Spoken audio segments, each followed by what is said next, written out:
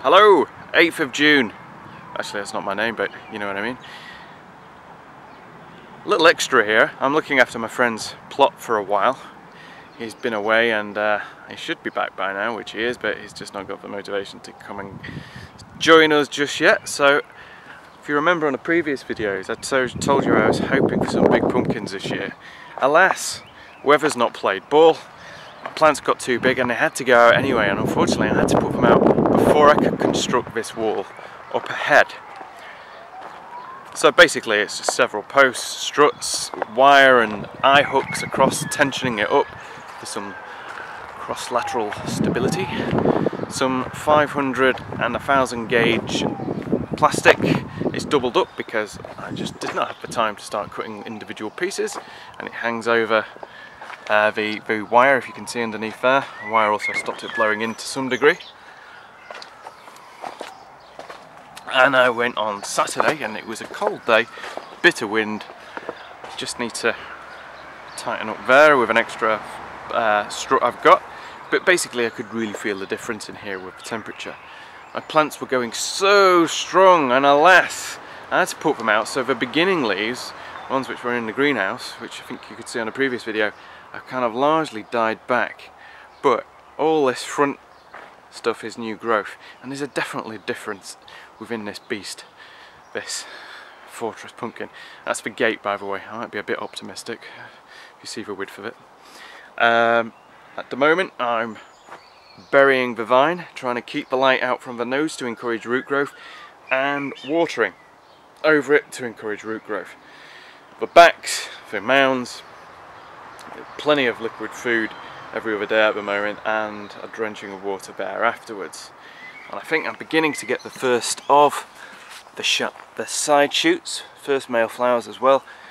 These I will trail out in between the gaps and then turn berry to encourage further root development. Of course, the year I get to do this turns out to so far be the year the Arctic moves south slightly, which is a bit annoying, but I'm hopeful for these plants. They're looking okay. Let's just hope they've got another glorious 4.5 months left in here. My young son, aged 11, helped me do this. The parts he helped, keeping the plastic tight, really looked okay, and the back bit was more on my own, not so great. These are all of my own variety from last year, which are from a large strain. I probably should have put just 3 plants in, but that middle one, if it doesn't look too great, might be ignored. It's about 6 meters deep, I reckon, by the width of the plot across, which is about 8.5 meters. Outside I just filled up with the spare pumpkins, the late ones just in case things didn't happen, and you can see the difference. They've really been hammered by the weather, the vines have been snapped. We had a gale force storm a week ago, right at the end of May, start of June, and it really knocked many of these plants for 6. So I was glad I had that up.